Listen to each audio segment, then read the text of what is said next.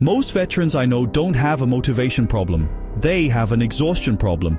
Because after years of structure, deployments, long shifts, and constantly being needed by everyone else, the last thing you want is another side hustle that turns into a second full-time job. And that's exactly why I ignored Amazon for almost 2 years. I thought it was saturated. I thought you needed warehouses, employees, giant loans, fake gurus screaming in Lamborghinis. Turns out, the people making the quietest money on Amazon are usually the ones nobody notices. And the craziest part? Most of them aren't working more. They're working less, on purpose. Here's what nobody tells veterans when they leave service. You don't just lose a paycheck. You lose identity. You lose rhythm. You lose the feeling that your effort actually matters.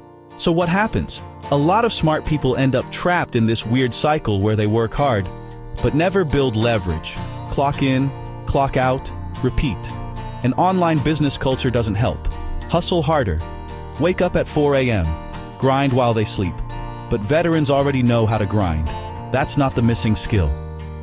The missing skill is building systems that continue paying you when you're not actively suffering. That realization changed everything for me. Because I stopped asking, how do I make more money? And started asking, how do I stop trading every hour of my life for it? That's when Amazon became interesting. Not because it was glamorous, but because it behaved more like logistics, operations, positioning.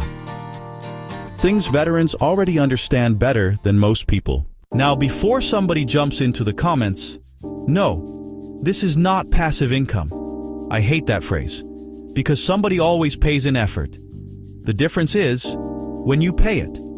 Most people fail on Amazon for one reason. They chase products instead of solving behaviors.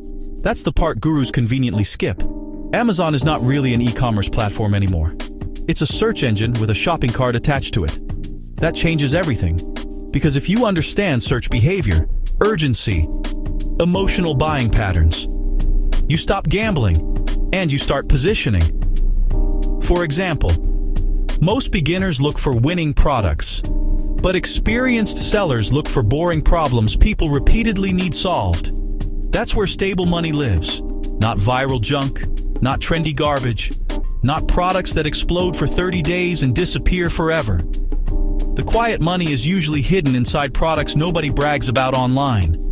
Replacement parts, storage solutions, simple utility items, things people reorder because life keeps happening. That's why a lot of military veterans accidentally do well in this space. They already think operationally. Consistency over hype, process over emotion, mission over dopamine. And weirdly enough, Amazon rewards that mindset. One of the first products I tested wasn't exciting at all. No flashy branding, no viral TikTok strategy. It solved one annoying problem for a very specific type of customer. That's it. And honestly, that simplicity felt almost suspicious, because online business culture trains people to think complicated equals valuable. But complicated usually just means fragile. The product started slow. A few sales, then no sales. Then suddenly, repeat orders. Then organic reviews. Then Amazon started pushing it higher, because customers were actually staying happy after buying it. That's the hidden game most people never understand. Amazon's algorithm doesn't just care about clicks. It cares about completed satisfaction loops. Did the buyer return it? Did they complain? Did they reorder? Did they stop searching afterward? Amazon wants fewer customer problems. If your product reduces friction in someone's life, the platform quietly rewards you. That's why some flashy stores collapse fast while boring stores survive for years. One is built for attention, the other is built for trust. And trust compounds online harder than almost anything else, especially now. Because AI-generated junk products are flooding marketplaces everywhere. Consumers are becoming more skeptical, which means authentic positioning matters even more. That's actually good news for veterans. People trust calm competence, not hype. Here's the mechanism nobody explains clearly. Amazon already owns buyer intent. That's the superpower. People don't go there to browse casually. They go there to solve something, fast, which means your real job isn't convincing people to shop. Your job is reducing uncertainty. That's why tiny details matter more than most beginners realize. Images, titles, review positioning, packaging, clarity, speed, trust signals. The biggest mistake new sellers make is trying to look premium before they look trustworthy. Those are not the same thing. Trust converts. Luxury only converts after trust exists. That distinction alone probably saves people thousands of dollars. And there's another layer most people miss. Amazon rewards predictability. If customers consistently behave positively around your product, the algorithm becomes more confident recommending it. That's why emotionally stable businesses outperform chaotic ones over time. The platform itself is designed around risk reduction, which means if you think like an operator instead of a gambler, you already have an edge. That was the moment everything clicked for me. I stopped treating Amazon like a lottery ticket and started treating it like supply chain psychology. The biggest shift I made? I stopped asking, what can I sell? And started asking, what problem keeps quietly repeating every single day? That question changes your entire strategy. Because recurring problems create recurring demand, and recurring demand creates stability, especially during economic uncertainty. Most people online are chasing spikes. Smart operators chase repeatability. That's a completely different game. For veterans specifically, this matters, because discipline becomes dangerous when pointed at the wrong target.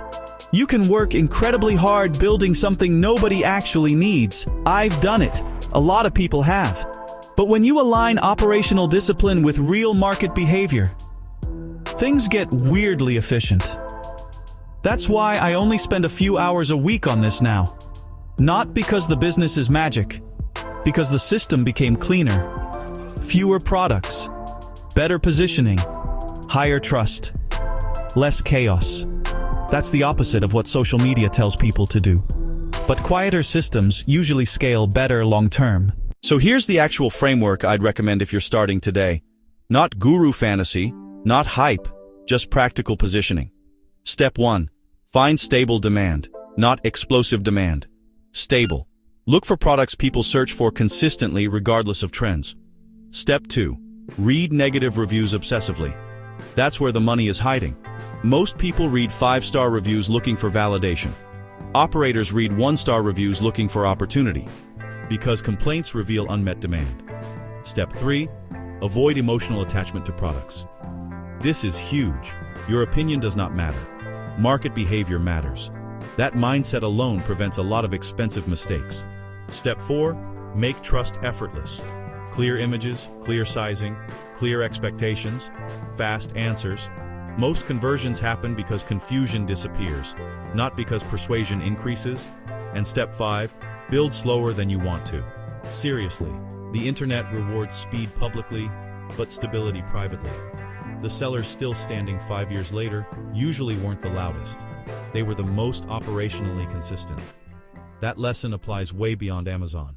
And honestly, the reason I think this model still works in 2026 is because AI is changing buyer psychology faster than people realize.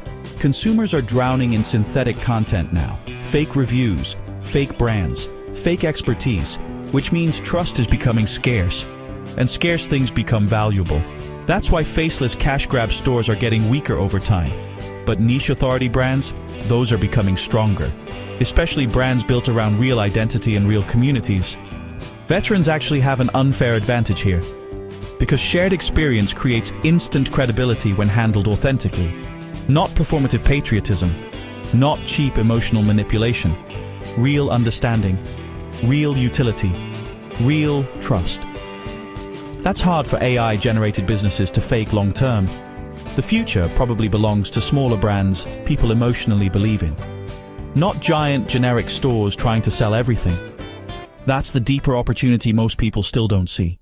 A few years ago, I genuinely believed freedom meant working harder than everyone else.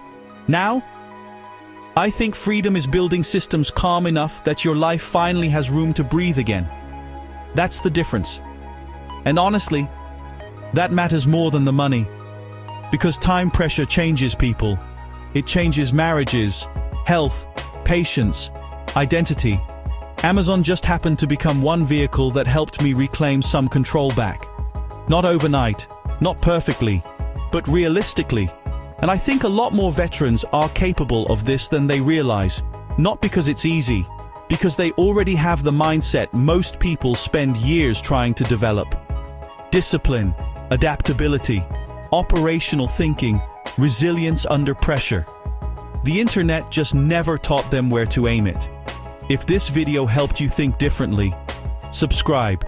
Every new subscriber helps us support veterans with meals, resources, and future business education.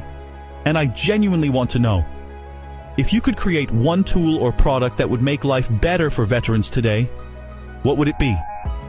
Drop it in the comments. I'll be reading every single one.